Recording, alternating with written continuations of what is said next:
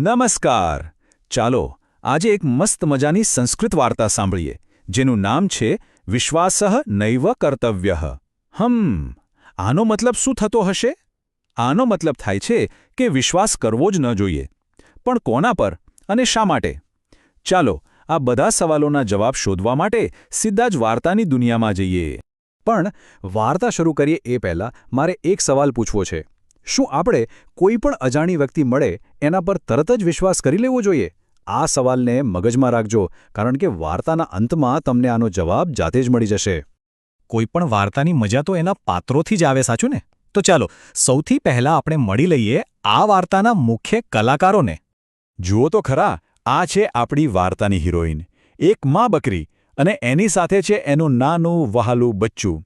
સંસ્કૃતમાં આપણે મા બકરીને અજા કહીશું અને બચ્ચાને કહીશું શિશુ. કેવા મજાના લાગે છે ને? અને હવે એન્ટ્રી થાય છે વાર્તાના વિલનની. આ છે એક લુચ્ચું ચાલાક શિયાળ, જેને સંસ્કૃતમાં શૃંગાલહ કહેવાય છે. એની આંખો જોઈને જ ખબર પડી જાય કે એના મગજમાં કંઈક ગડબડ ચાલી રહી છે. તો પાત્રો સાથે તો આપણી ઓળખાણ થઈ ગઈ. હવે એ જોવાની મજા આવશે કે આ ત્રણે જ્યારે જંગલમાં ભેગા થશે ત્યારે એવું તો શું થશે. ચાલો વાર્તામાં આગળ વધીએ. તો વાત છે એક દિવસની. મા બકરીને કોઈ જરૂરી કામથી જંગલની બહાર જવાનું થયું. હવે બચ્ચાને એકલો મૂકીને તો જવાય નહીં, એટલે જતા પહેલાં એ પોતાના બચ્ચાને કંઈક બહુ જ અગત્યની વાત સમજાવે છે. એ સંસ્કૃતમાં કહે છે, પુત્ર અહમ બહિઃ ગચ્છામિ, અહમ શીઘ્રમ આગચ્છામિ, અત્ર એવ તિષ્ઠતુ. એટલે કે સીધી સાદી ભાષામાં કહીએ તો, બેટા હું બહાર જઈ રહી છું, હું બહુ જ જલ્દી પાછી આવી જઈશ, તું અહીં જ રહેજે, ક્યાંય જતો નહીં. આ બતાવે છે કે માને પોતાના બચ્ચાની કેટલી ચિંતા છે. અરે રે, માં જેવી ગઈ કે પેલું નાનું બચ્ચું તો સાવ એટલું પડી ગયો. એને બહુ જ ઉદાસી લાગવા માંડી અને એ ધીમે ધીમે રડવા લાગ્યો. અને એનો આ રડવાનો અવાજ જંગલમાં કોઈના કાને પડી ગયો.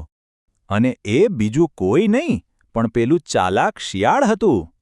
એણે જેવો બચ્ચાના રડવાનો અવાજ સાંભળ્યો, એ તરત જ ત્યાં પહોંચી ગયું. અને એના મનમાં તો બચ્ચાને જોઈને લાડવા ફૂટવા લાગ્યા, એને ખાવાનો વિચાર આવવા લાગ્યો. શિયાળ તો બચ્ચા પાસે ગયું અને એકદમ ભોળું મોડું બનાવીને, જાણે એને કંઈ ખબર જ નથી એમ પૂછે છે, ભવાન કહ કિમર્થમ રોદીતી? એટલે કે તું કોણ છે ભાઈ, શું કામ રડે છે? જુઓ તો ખરા કેવું નાટક કરે છે.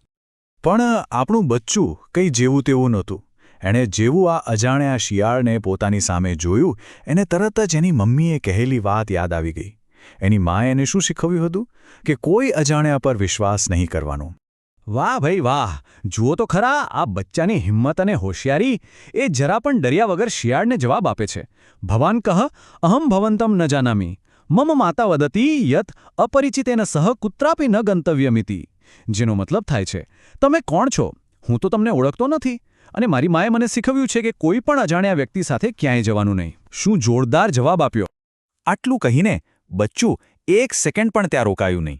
એણે તો શિયાળથી બચવા માટે સીધી દોટ જ મૂકી. અને નસીબ જુઓ, બરાબર એ જ સમયે એની મા પણ ઘરે પાછી આવી રહી હતી. બચ્ચું સીધું જ એની મા પાસે દોડી ગયું.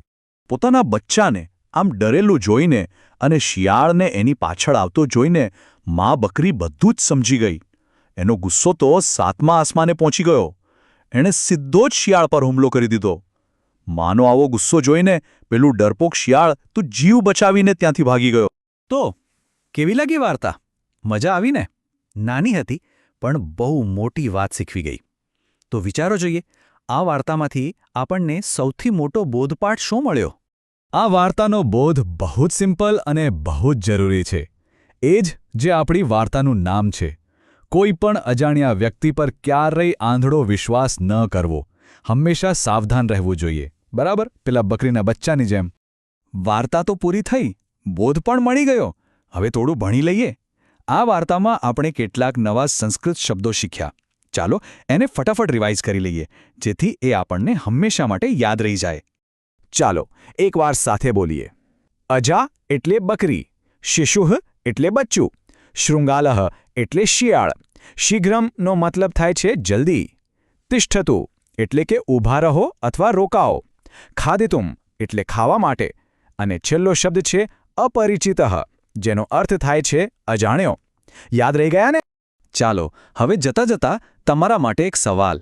જરાક આંખો બંધ કરીને વિચારો કે જો પેલા બકરીના બચ્ચાએ એની માની વાત ન માની હોત અને શિયાળની મીઠી મીઠી વાતોમાં આવી ગયું હોત તો વાર્તાનો અંત કેવો હોત? આના પર જરૂરથી વિચારજો.